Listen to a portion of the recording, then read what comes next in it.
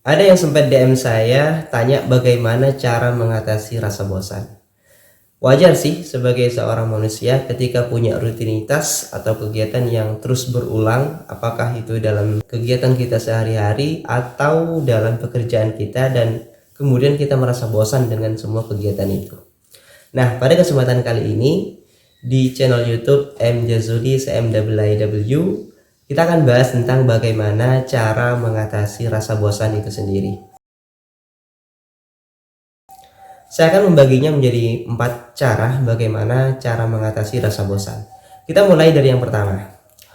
Untuk mengatasi rasa bosan, yang pertama adalah dengan cara mengetahui alasan kenapa kita mengerjakan hal itu. Atau bahasa lainnya adalah alasan kuat kenapa kita mengerjakan pekerjaan yang kita kerjakan saat ini. Alasan kuat ini bermacam-macam contohnya.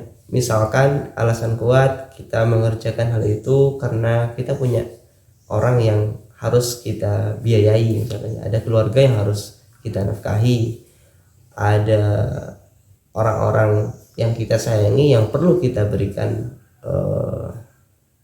nafkah atau biaya-biaya hidup, sehingga kita harus terus melakukan itu walaupun mungkin pernah ada rasa bosan di dalam diri kita. Kemudian yang kedua, selain alasan kuat, adalah dream atau mimpi. Yang jelas setiap orang itu bisa saja memiliki mimpi-mimpi, ya, tentunya berbeda dengan yang lain. Dan mimpi itulah menjadi suatu alasan bagi seseorang untuk tetap melakukan hal itu. Misalkan kita punya mimpi ingin sesuatu, ya, di masa depan, sehingga apa yang ingin kita capai itulah harus melalui pekerjaan yang kita kerjakan saat ini.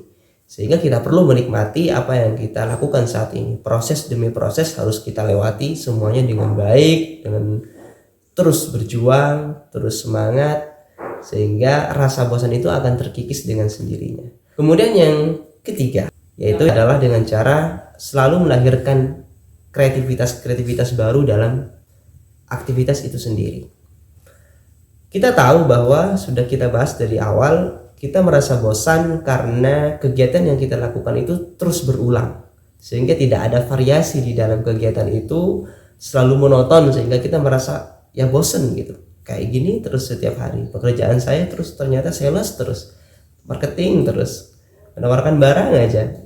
Dimana supaya kegiatan-kegiatan itu melahirkan sebuah kreativitas baru yang menyebabkan kita itu berbeda dari hari-hari berikutnya.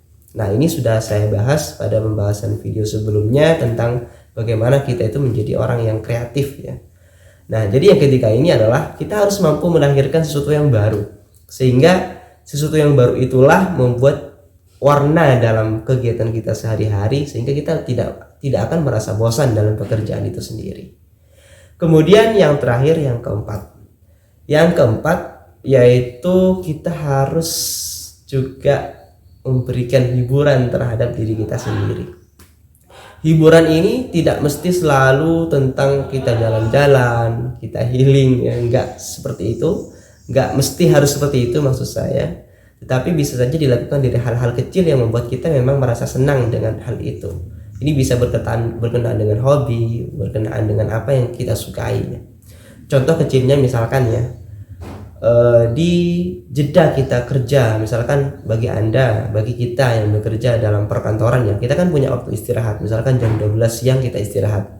Nah, di waktu siang itu setelah kita melakukan kewajiban, kita bisa melakukan suatu hal yang membuat kita merasa senang. Merasa senang ini seperti apa, ya? Contoh misalkan bagi Anda yang punya hobi membaca, selalu mencari informasi, ya cobalah kita buka handphone kita coba baca-baca informasi baru atau baca buku-buku motivasi. Sekarang kan sudah zaman digital, ya, kita bisa pinjam buku melalui digital, misalkan pakai aplikasi Perpusnas. Bagi teman-teman yang belum pernah pakai, bisa nih download Perpusnas, ya.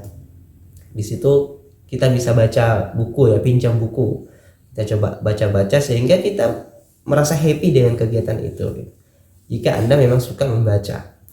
Kemudian, oh ternyata saya malah baca tambah ruwet gitu, tambah pusing misalkan. Oke, coba lakukan hal lain yang menurut Anda itu adalah kesenangan Anda. Misal pada kesempatan jam jeda itu kita gunakan untuk misalkan suka nonton hiburan yang lucu gitu ya, coba kita akses video-video lucu. Atau kalau tidak video lucu, kita suka tentang motivasi, kita coba cari video-video motivasi atau inspirasi dan semacamnya. Atau bagi Anda yang hiburannya adalah, bagi Anda yang misalkan punya anak ya, bagi Anda yang punya anak, hiburannya adalah anak misalkan, ya cobalah hubungi keluarga, video call sama keluarga di waktu jeda itu sendiri, sehingga dengan waktu yang sedikit benar-benar bisa mewarnai kegiatan kita sehari-hari, sehingga rasa bosan itu menjadi hilang dengan sendirinya, sehingga tidak selalu menghadapi pekerjaan-pekerjaan yang mungkin bikin kita bosan dan ruwet ya. Kita perlu adanya hiburan yang bisa membuat kita merasa suka dengan hal itu gitu ya.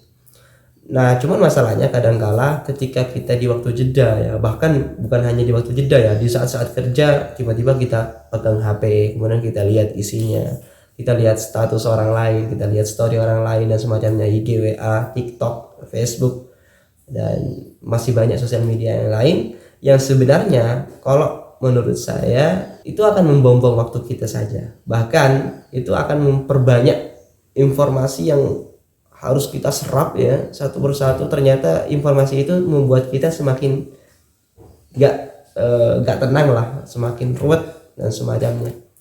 Karena sebenarnya kadangkala kita membuka HP itu bukan karena kebutuhan, tapi karena ketergantungan, sudah terbiasa dengan membuka story orang lain dan semacamnya. Nah, itu perlu kita juga minimalisir ya, supaya kita tidak terbuang waktu kita di hal-hal yang sebenarnya tidak berguna. Oke. Dari keempat itu, mudah-mudahan kita akan menjadi orang yang selalu semangat, selalu produktif, bisa melawan rasa bosan jika kita terus berkembang menjadi lebih baik lagi. Sekian dari saya, sampai jumpa di video berikutnya.